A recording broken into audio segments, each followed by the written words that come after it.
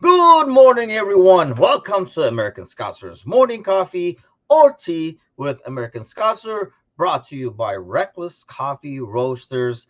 And I have to say, it is Reckless Fridays. I am starting Reckless Fridays, and on. Don't worry, Kermit is still healthy and running around. No John today, which is amazing because which is probably good as well because he will be talking about Gravenberg like for like a full hour over here. But we get to talk about Darwin. So you're here. What's going on, Yeah, Anan? yeah. Listen, as reckless as Darwin may be, it's gonna be a great episode. I'll tell you that. Feels good, man. What a good Friday. I'm not a fan of Thursday night football, but I think I'm starting to get used to it. I'm starting to like it. And if Darwin keeps playing this way, I'll fuck the Champions League. I want to be in the Europa League every year. I actually like the. I mean, maybe because it is the Europa and it is not Champions League. I don't know if we would obviously not going to do this kind of rotation. The rotation is probably going to be over the weekend more than anything else. So I do like seeing this rotation, seeing some of these guys get minutes and stuff like that. So it has been a lot more fun to watch in some ways. Ryan says, "Good morning, fellas. Not much to complain about from last night. We just started. Don't worry about it. We'll get there. Well, We'll get there." thank you. Alan, Sparky, Cersei, the gang is gathering around. As always, I always say, and as we all know, Victor always Like and says. subscribe. Smash that like button. Like and subscribe. Smash that like button. So yeah, smash that like button, and as I always say in the mornings, go grab somebody by the ear who's not following us, slap them around, ask them why they're not, and get him to do it. Okay, so let's talk about yesterday. A lot to talk about, really, overall. A lot of good performances, a lot of bad. I think some of them are obvious, but what was the one that pleased you the most? I was so happy to see Endo. Endo was just amazing. Maybe his goal obviously makes it all better. The smallest guy in the field jumping up to high end that header. But I was very happy with Endo, and obviously Yinlaw, very happy with Darwin. It's me, it's Darwin. Anything he does, I'm sure we'll talk about the goals and everything else in a minute. But Endo, Darwin, and of course Gravenberg had a great game. But for me, if I had to pick one person that pleased me and made me very happy to be watching the game yesterday, it's going to be Endo, man. What a performance. What a performance on the guy. Yeah, I think, man, one thing I really like about him is how he puts the ball in play. I mean, he scores the goal.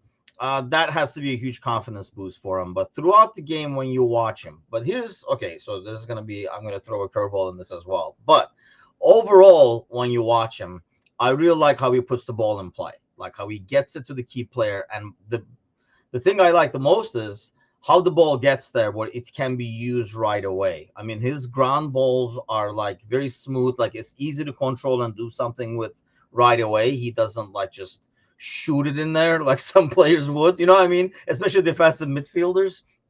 So I really like how he puts the ball in play, gets it to the people who we need to have the ball to create stuff. So I really like that. There were a few instances where I felt like I think right before the goal is one. And then there's another one, I think it was in the second half, where he's slightly late, almost like not decisive enough to attack, which, obviously creates that space and the pass and stuff like that. Uh, yes, Matthew says he moves the ball, but seems to take extra risks and gets a bit out of position. Yes, seems a bit more aggressive than what we're used to with Fabinho, I think. So we're kind of like looking at two different things. What do you make of his like overall style, I guess? Yeah, I do agree with Mateusz there. And here's the thing though, I think it's because we're so used to Fabinho that we find this slightly weird. It is a bit risky. It is a little scary at times. You're like, oh my god, where is he and what's going on? But I think it's the pace, and I don't mean to come at him in a way because Fabinho wasn't the fastest player in the world either. But Endo does come across as a little slower than everybody, and I'm not sure it could be age, but that I think that's really where it comes from. Is he's a little his pace is a little less than everybody else, so that makes it seem like he's a step behind. But I think he makes up for it because the nice thing that I saw yesterday, even I was watching you on BT Sports, and the commentator is like, wow, as soon as this happens, he shows up, like he comes out of nowhere. And that's the thing. Even if he's late, he still arrives there and he's like, okay, I'm here. And it doesn't worry me. The only time I would be worried is for playing the likes of like the Manchester Cities, the teams that have faster, higher paced players, higher paced attacking, end up playing counterattacks. That's when I'd be like, okay, maybe Endo shouldn't be here today. But it's the games like the next few games in the Premier League that we're playing, slightly easier games. I'd like to see Endo start all of them because after yesterday, his confidence is probably skyrocketing. Yes, but having said that, so we'll go to Klopp's comments. But based on what Klopp said, I wouldn't put any money on it anytime soon. Sparky says, think Endo needs more minutes to improve his pace and timing. I agree with the timing. I'm not sure about the pace. Well, yeah, that's a hopeless case. Timing, or if he means pace in terms of maybe closing those gaps a lot faster, because that is kind of like goes with timing as well. And here's another thing, though. I wonder. I mean, when we talk about him being like, aggressive, sometimes getting it out of position, if you notice in the past, when there were a few moments, you didn't see a lot of Fab pushing up, and usually it was after a set piece or something like that. You had a guy like Hendo who would slide back a little bit, seeing Fab push up to close that gap. I think what Endo does gets a bit more exposed, because he's playing on Gravenberg and, Curtis, who are both more attacking, and Curtis can defend and press and stuff, but I don't think he has the maturity in his game yet to see in the stepped up. That means I step back a little bit to cover that space kind of thing. Right. Yeah. And it's, Hendo is the one staying back to cover. Now, Endo is the one that should be staying back to cover and not even moving up, but he's like, hey, screw it. Let's go. Let's all move. And I wonder if it's because of the game. Like, I wonder if he's been told, you know what, push up, take the space. Because I think we were talking about it last game. I think it was the game against last that we felt like he was sitting too far back and creating like a huge gap between him and, like the front line. So maybe he was told to push back. He might have taken it to the extreme. But definitely, you watch that game, I agree. I think that's the one that I was watching mainly. Maybe that's why. But I thought it was like the most pleasing thing to see how he performed, because we keep talking about, putting Mac where he should be playing and all that kind of stuff. But having said that, you watch Gravenberg and you say, how do you keep this guy off? He reminds me, as I watch him move around the field, you're old enough to remember like the older FIFA and like soccer games where like the graphics were not great, so people almost looked like they were gliding across instead of like running across. As I watch him, that's what he reminds me of. He just like moves very smoothly with the ball. And I'm so glad John is not here for this. Yes. Yeah, but yeah, kid looks good, man. I don't know how Bayern didn't, how they just let him go like that. The kid looks too good. He almost looks like, you're right. He almost looks like a video game. He's just gliding across and he's just kind of moving, and then boom, he's here, and now he's here, and now he's there. When he's on the ball, his confidence is amazing. When he's off the ball, everything he does is right.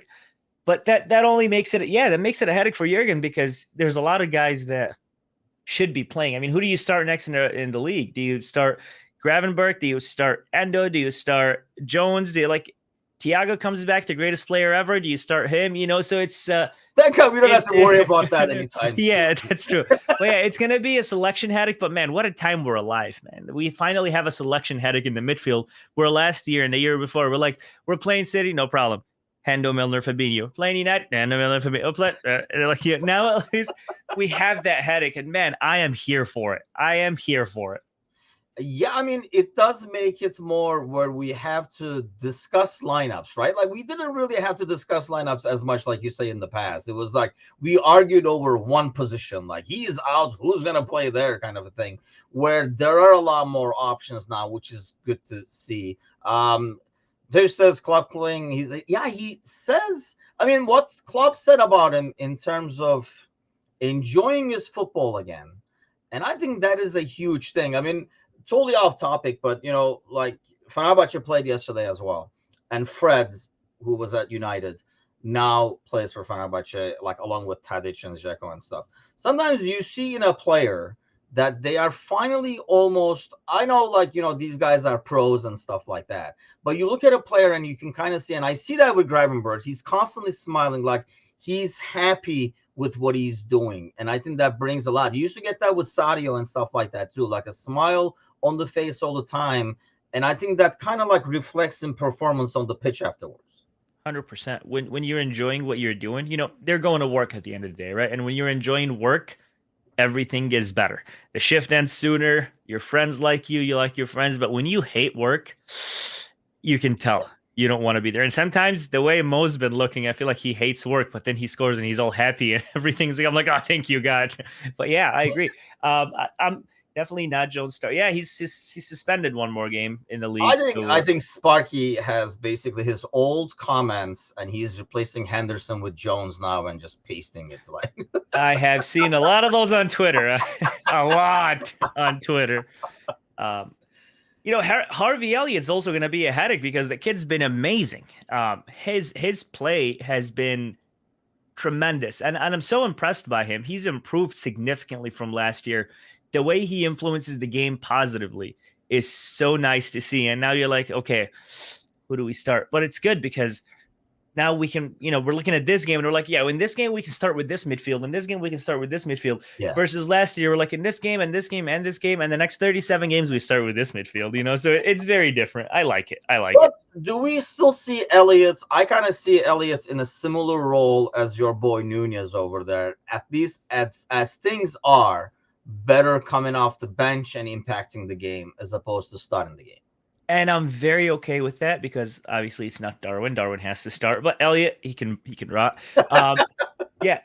He's a game changer. And when he comes on to that middle, he sparks them up. Like, we're saying, Darwin sparks up the front and he gets everybody going crazy. Elliott does the same thing, but in the middle, and, those guys are running the most. So you bring in a high energetic younger guy to play the last 20, 30 minutes, things change. And I'm okay with that. Darwin cannot come off the bench. He starts. Elliott can come off the bench. So yeah, let's look at. Obviously we talked about Gravenberg. If John was here, we would still be talking about him, and probably would say buy his stock. Pre-match show on Sunday. I think we definitely have something there. And then going back to what Matush is saying, and like he keeps constantly saying that he's not even like totally himself yet. And if this is a glimpse.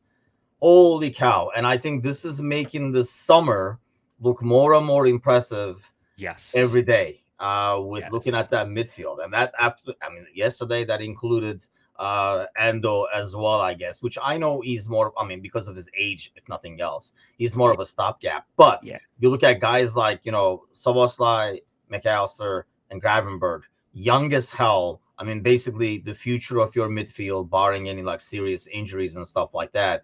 So the future in midfield looks mighty bright over there. Elliott Nunez is absolutely off the bench, says Ryan.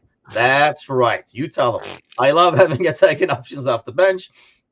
But you just can argue that having all of that really pushes each mid to fight for their spots and play. Yeah, that's like a good question. I want to talk to you about that actually, because we'll talk about Curtis next. Before we go to the front line.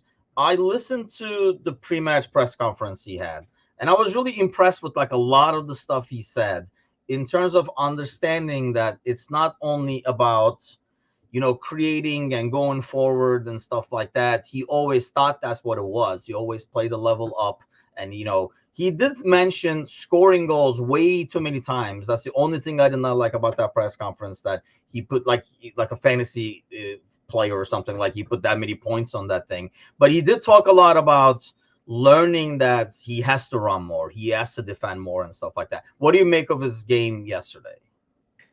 I listen, I'm not going to say it was a great game for Jones, but I'm going to say this. Kid was everywhere. And you're starting to see the Jones that I used to make fun of in the summer that wants to take the ball and do a fancy little turn and do all this. Yeah. You're starting to see that fade away, and you've got yourself more of a mature adult player who is trying to take care of business. And that's what I can say. I can say his game has matured. I can say he, as a person, has matured, which is leading to these changes. But I won't say yesterday was his best game. Thankfully, everybody else had a great game. We forget about it. And then I think Ryan won't yell at him until next game. and then obviously the one after, and the one after, and the one after, till But the end of the season. is that? I mean, he's playing more like Genie-ish. I mean, we all compare, like everybody was comparing like Gravenberg. I feel like Gravenberg is a lot more aggressive with the ball than Genie was. Genie would protect the ball well, made sure we won possession and we kept possession. And that didn't always mean like pushing forward with the ball or like, surging forward with the ball. Whereas I feel like Jones has kind of taken a little bit of a Genie role where you did not notice Genie a lot of the games.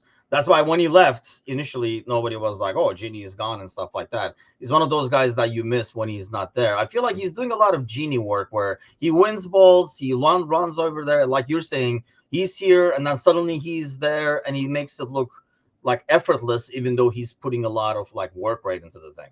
Yeah, and those are like called like the hidden soldier, the unknown soldier, whatever the term is. I know in Arabic that's what we say, and that's what he's been doing. But I think and I agree with Jones, he needs to step up his game and score goals. And I know he shouldn't like fully focus on that, but I like our midfielders scoring goals. And I think Jones, he still doesn't have that defined role. Is he going to be a holding midfielder or attacking midfielder or more of like a winger? He's still figuring himself out. Jurgen is still trying him in a few places. I think as he grows, I think Jones turns into a natural number 6. Really? I mean, he did play it for he played it for and I think as he grows and matures, and I put matures in quotation marks because I don't mean matures as in gets older, I mean football maturity. I think he'll realize that number 6 is his position, and as Endo is just like kind of a fill-in kind of guy. Endo leaves, Jones works in that number 6, and I think Jones eventually takes over the number 6 position. It's just a weird opinion I have about him. It's just he's got the pace. He's got those long legs. He's got that attitude. I think he fits as a number 6, and he's a Scouser, so he's going to be one angry mother. So it's going to work out for him at the number 6. It's just how I see him. It's how I. Marcus says Jones the best. Yeah, I mean, Sparky. Ryan says Jones doesn't need to score. Yeah, and I do agree with this. I hate this. I don't think he needs to score him to fit in. Hearing him, and he kept saying it the entire press conference. So Jones and I have maybe the same thing. I don't think he needs to score to fit in. I think he needs to score to elevate his game to the next level.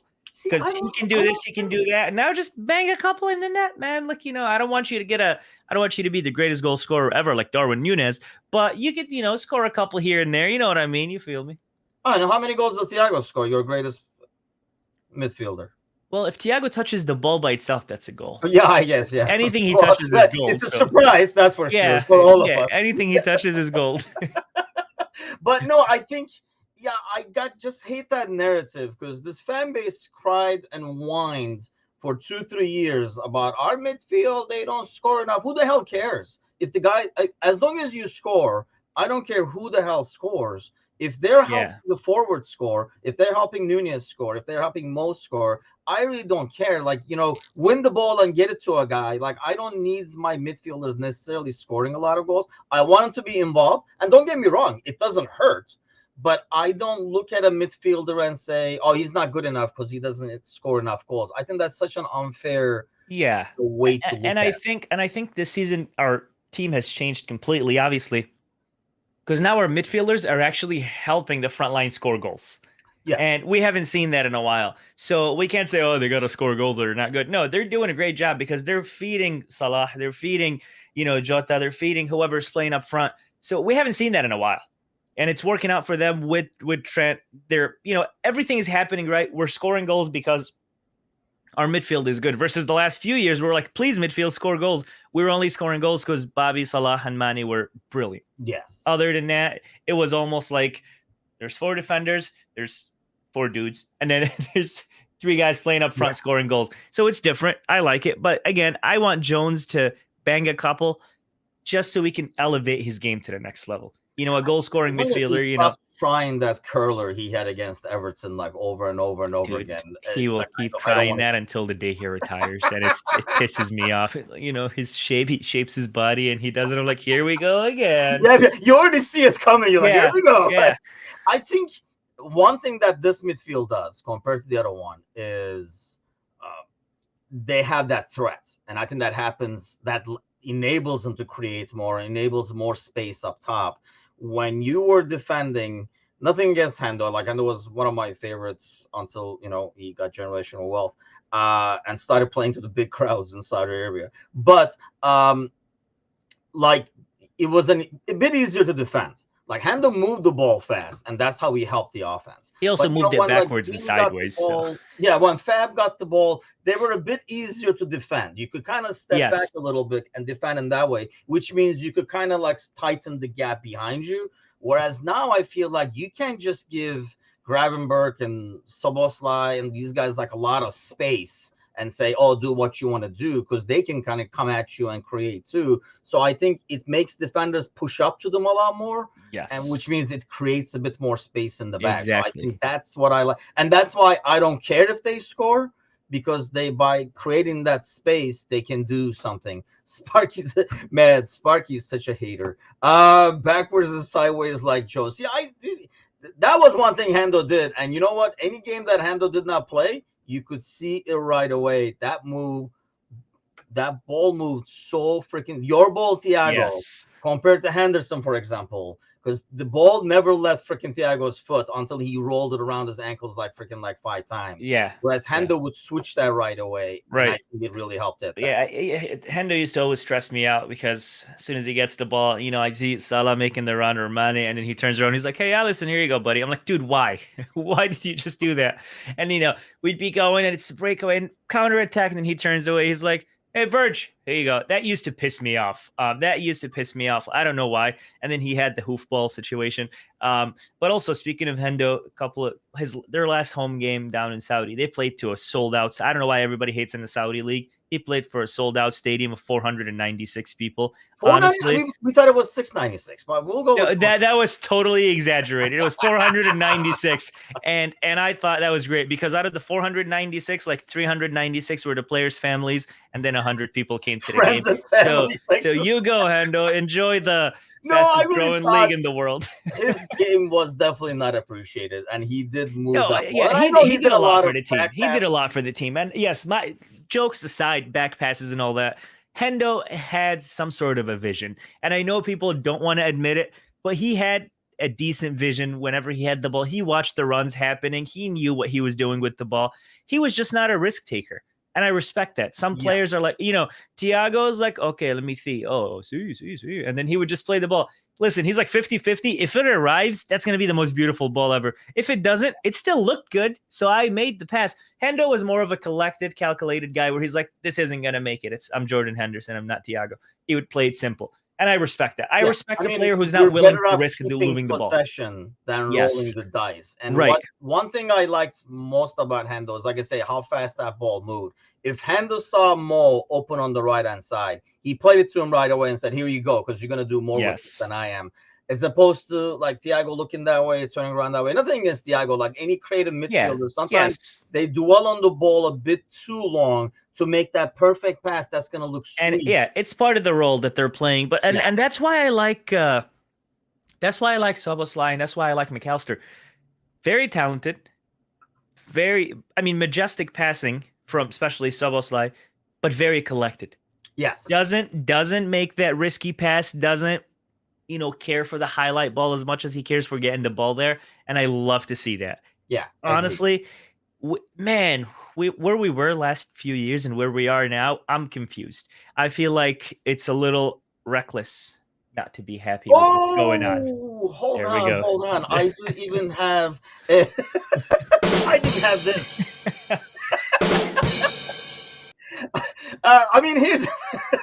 Here's the thing.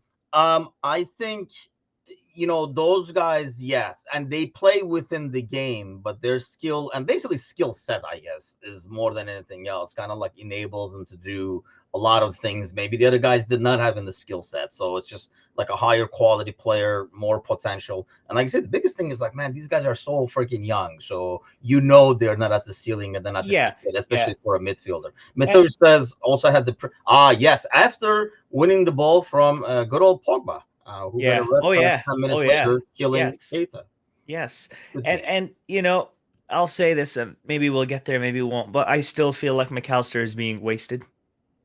And this is so sad. Every time I watch McAllister play at the 6, I'm sad because he wants to take the ball. He wants to do the right thing, but he also remembers, hold on, I can't do it now because I'm a holding midfielder, so I got to get rid of the ball faster. And it's sad because when I watch him with Argentina, watched him with Brighton, completely different player. And Okay, we let me ask are you this. wasting a talented player in the wrong position. Because we talked about this, I think, on the Monday night podcast. So let me ask you this: if I give you a midfield pairing of not pairing, trio, I guess, McAllister, Gravenberch, Szoboszlai, are you taking that, or are you taking Endo? Because that's your only natural 6, right? Yeah. Endo, I'm assuming you have to put Szoboszlai in there. So you're putting Mac in there then, and Yes. benching Gravenberch. Yes, I am. Yes, I am. And not because Gravenberch sucks. He's John. If you're seeing this, I am sorry.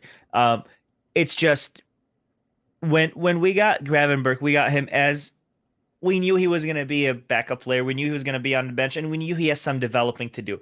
Also, like we've said a million times, he isn't all there yet, and he can only be better. So why don't we use him as a super sub for now?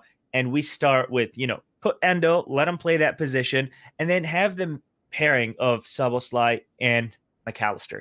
Use those guys to the best of their ability. If it doesn't work out, we rotate. But I want to see it at least once. Just one time. Just one time. Like I've always wanted to see that, midfield of Thiago, Hendo, Keita, whatever it is, never happened. I want to see this just one time. I think this will open our eyes to something completely different. We'll be better winning the ball back, but we're also going to be better going forward because McAllister with the ball at his feet, he is a very unique player. He is one of those awkward looking players when you're like, what is this guy doing? And you're like, holy shit, he just dribbled through everybody. And he's a very, very talented guy. And I want to see it happen. He's being wasted at the 6 because he's being played out of position, but also he has to cover for a lot of mistakes that he does because he forgets that he's at the 6. And it makes me worry hard as hell. We were talking about with Endo. I think, we hold him back because he does not play like the way Endo does. Endo did, and maybe like venture out a bit too much. But to be fair, he's in the Premier League games, so he does not want to venture out, and it does hold him back. I mean, Ryan says Mac at the 6 needs to stop. Yes, ideally, but I am not. Watching the game yesterday, I cannot still say, Endo should definitely be starting. Maybe against like a team like Forest. I think I think it was Sir Z already like earlier mentioning. Maybe against like Sheffield United and stuff. I think I would feel comfortable with that. But like what you were saying earlier, against the City, against an Arsenal, I just don't know. I feel like he can be tricked into being pulled out of position a lot easier. Gravenberch used to play the double pivot, even though somehow Tuchel said he didn't fit his double pivot. I don't know what it means when it's double pivot, but I don't know. I look at him and I don't see a 6 for sure. And if you pivot, you better make sure those guys have played together for a while, because otherwise you almost have double attacking midfielders, and that can cause chaos for that back line because we play with such a high line. I think that's that people don't always see. You can play double pivot, but if that line is high, it's a lot more dangerous if those guys communicate well. It's easier to play double pivots and say, you go, I'll stay, when, your line is a lot more back because it's a lot easier to defend. So Z says we got 4 great players for the price of Bellingham, who is amazing, by the way, every time. Yeah, let's not go there. Damn it. But at the same time, like, he says, okay, here's a question. And would you rather have Bellingham, what we got now, or Bellingham? Jude. Really? Dude. Yeah, this is not a dig at anybody because the guys we have now are some of the best. So your midfield would be Bellingham. By himself, he'll do the job. He's doing that in Madrid. Let's not act like he's not. I think if we got Bellingham, we could have still gotten one more player. Maybe Szoboszlai. He wasn't that expensive. Maybe he was like 60, wasn't he? Yeah, but Bellingham's like 700 million.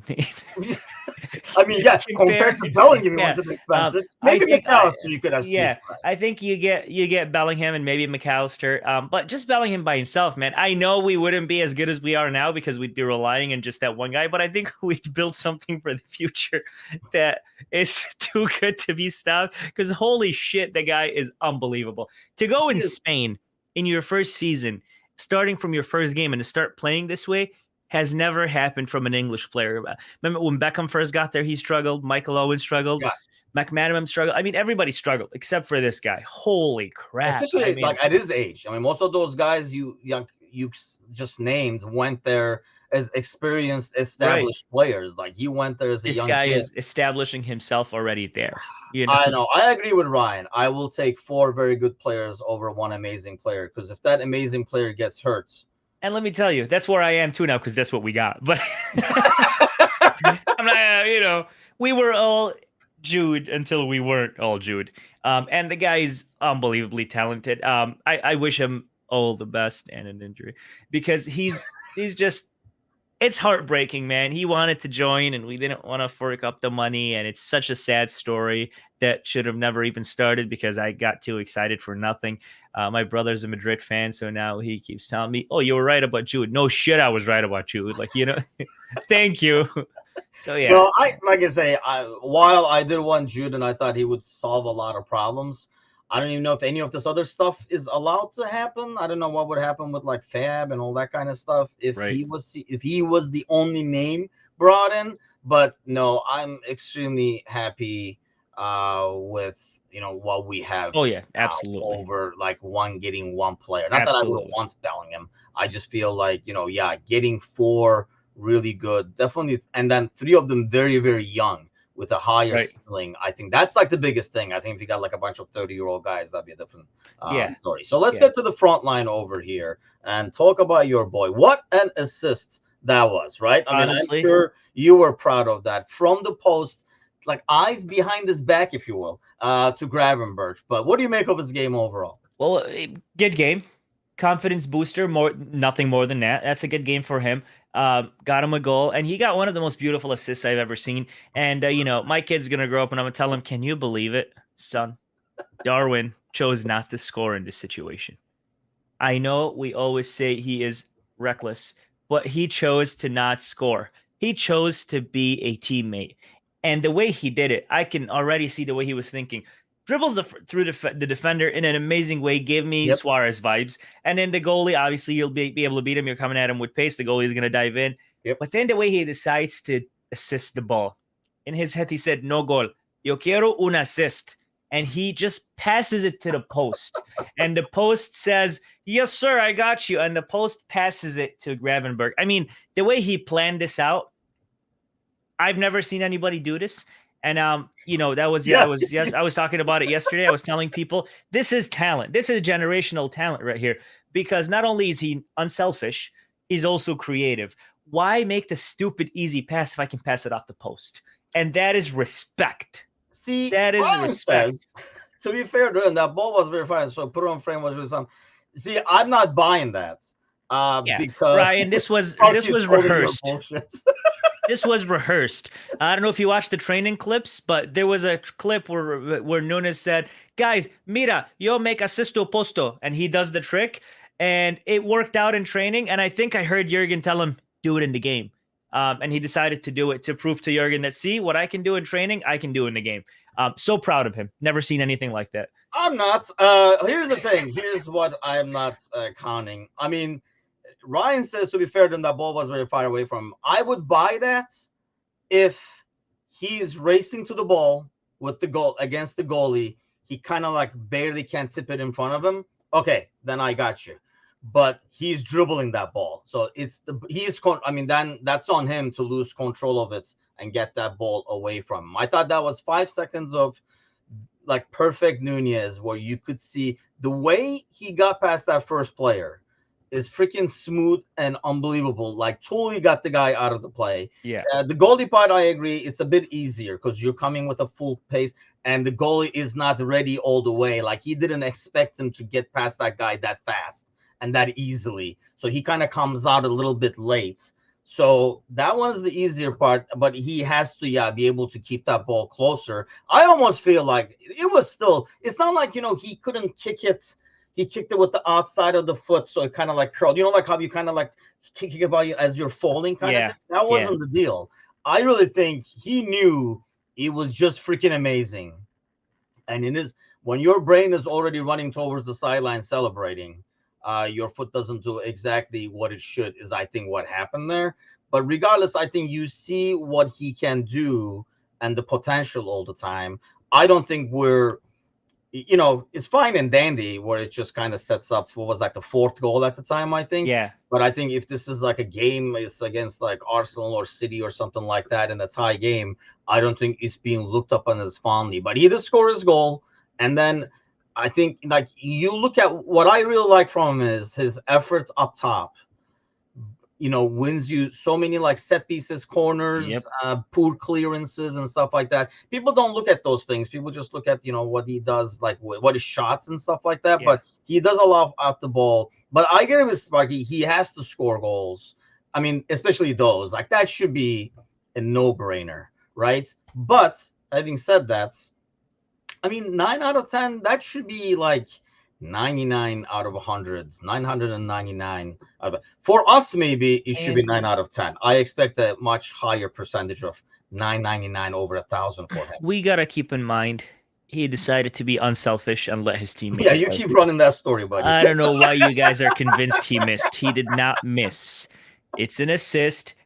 His cousin, I don't know if you know this or not, but Nunes' cousin, Darwino, had him in his fantasy team, and he told him, I need you to get an assist for me. That is so horrible that his cousin's name is Darwino. Well, they named him after him because he's a legend. And he said, I need you to get me an assist for my fantasy team. Don't score more than one. I just need an assist. So Darwin was right about to score, and he goes, oh no, Darwino. And he decided to do the tricky play. It was definitely, oh no, I don't know about Darwino. But Klopp is all good with it. They had a laugh about it. I think I think it's 10 times worse if he doesn't get that goal in the first half. 100. Oh my God. Right? Yeah. I would kill if he doesn't get that goal in the first half and he's coming off after that, I don't think anybody is laughing. He's definitely not laughing about it, but played incredible. Honestly, in this moment, I couldn't care less that he has to post in that moment because everything before was super convincing, was absolutely clear, as Klopp says. He took the defender away. How he passed the goalie was a perfect situation. He's the happy boy or man in the moment. Also, I don't know why he's like halfway through he changed that. You can see that every day, and now we have to make sure that it stays like that. I take that totally as he was really down on confidence, and he Klopp sees that as coming back. Yeah, you could see it too. You could see it too watching him, and you could see that this guy, his confidence levels are going up and up and up. I like the way the team hugged him and thanked him for the assist yesterday after that goal. They all because the ball goes in and he's like, oh no, I missed. He's like devastated. But he gets up and everybody's like giving him the high five and the hug, and Gravenberg's pointing at him. I think that's them acknowledging that the favor he did to his cousin Darwino is very nice of him, and also that it's a beautiful assist. But also it's like, dude, don't worry about it. We're in this together. You did great. We got the goal at the end. Don't think negatively about it. And I think that helps a player boost his morale. Because a miss like that, dude, I'd shoot myself if that happened to me. I don't care about my cousin. Overall, his confidence is going up. The next few games, Sheffield and those easier games, he should be I know I say this every week. He should be starting if we want him to get that confidence boost that'll get him all the way up there. Which is a good question, actually. Obviously, we're going to do the pre-match, and by then the lineup is going to come up. I honestly, when I saw, I talked about it in the pre-match, but when I did see Gakpo come in, the minutes he came in, I take that as Gakpo will be starting on Sunday. Yeah. Right? That's also how I took it. He walks in, I was like, no, please don't. Yeah, that's also how I felt like if he comes in 80, he's probably not ready to start. But if the minutes he came in, I was like, you know what was it, like 65? Yeah, 60-ish. Right? I was like, yeah, he's definitely his pre-weekend warm-up.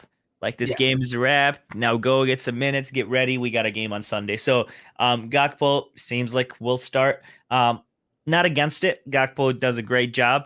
It's just Darwino needs more points in Fantasy Premier League, so Darwin needs to play. Also, we want to get his confidence all the way up there, and these are the games to do that. You know, we're going to get a 3-0 and a 4-1 or whatever it is. These are the games to get the Darwin started. These are the games to get the Endo started. These are the games to get the McAllister moved up to his natural position to see what we can do with these players. So, yeah, Gakpo will start, but I hope he doesn't. I mean, I think that's what yesterday did. I mean, we are kind of getting spoiled with this and taking it for granted, but you put out a pretty darn quality starting 11 out there, right? And you rested your midfield. You pretty much, I counted as you rested Mo, Gakpo. I mean, they're only coming in because this way they're not going to practice full practice tomorrow, but they're ready to go Sunday. Yeah, like Sparky says, I agree with this. Gakpo, Salah, Diaz will start, I think, against Forest, and Nunez comes off the bench personally. Sorzi says he did because the game was over by the time he came on. I disagree, because that's kind of like a Klopp thing, where he will usually put these guys with like 20 minutes to go, because it was either guys that's going to start Sunday coming in 20 minutes to go, or it was like young kids coming in to get their first play and stuff like that. So I see as like I say, if he came in at the 80th minutes, it was more like, let's start getting some minutes in those legs. Because of how early he came in, I kind of take that as Gakpo starting. If anything, it'll be the reverse. Like, Gakpo will get the first 60, Nunez will get the last 30, kind of a thing. Regardless of how things are going in that game, I think you will see Nunez coming in. But you were able to rest Diaz, you were able to rest Szoboszlai, McAllister, Van Dijk, Konate. One thing that got lost in the mix, by the way, with all these great performances, is Jota's ridiculous goal. Like an effort, like that first goal, that kind of like opens the door. I know they tied it afterwards and stuff like that, but that kind of got lost in the mix over there with all the other great performances. Do you still want them in the starting 11, for example, instead of Gakpo, for example? Yep, Sorzi just asked the same thing. Yeah. So here's the thing about Jota. He stresses me the hell out. Oh, wait. So Jota stresses you out, but Nunez relaxes you? Yes, absolutely. And that is the weirdest thing ever. But Jota stresses me out sometimes because he takes too many touches.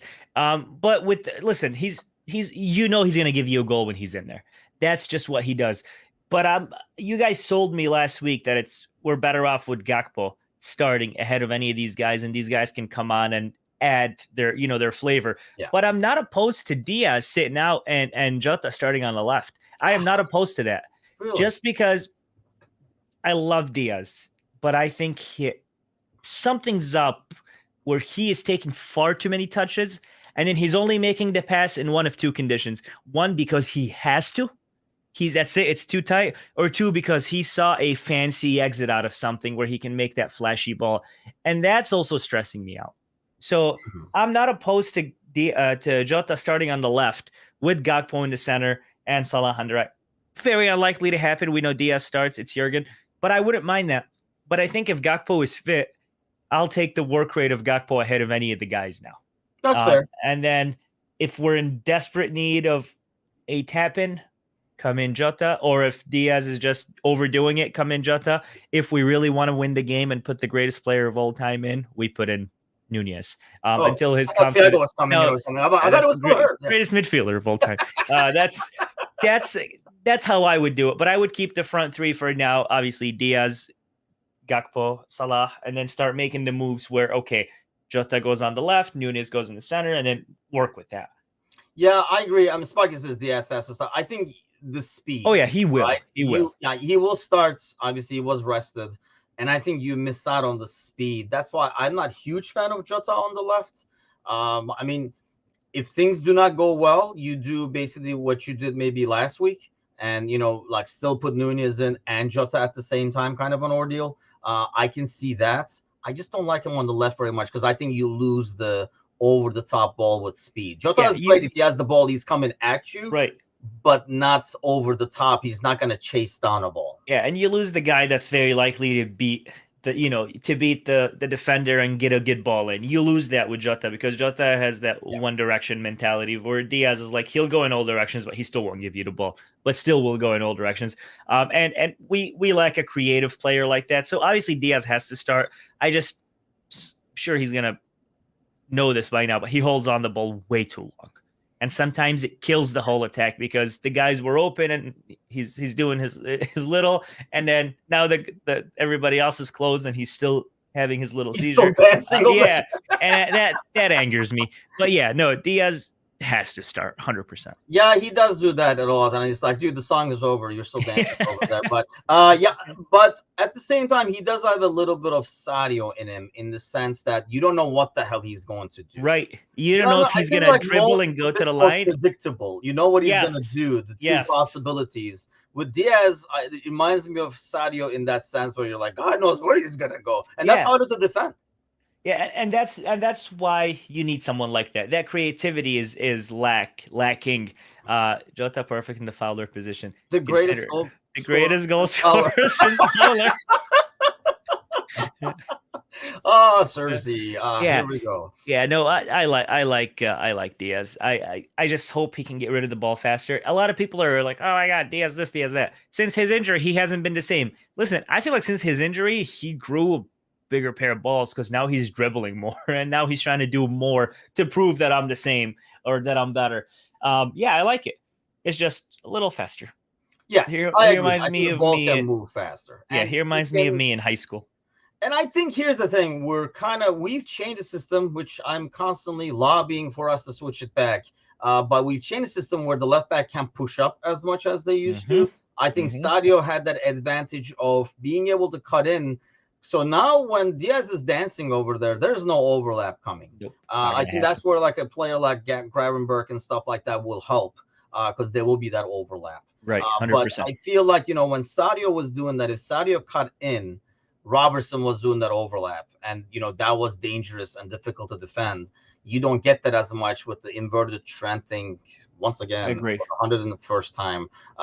Let's abandon that so we can push up. So before we get to, obviously, when we do the pre-match before kickoff over here, please join us for that. But we will have the squad by then. But let's get you a score prediction from you. 4-0. 4-0. 4-0.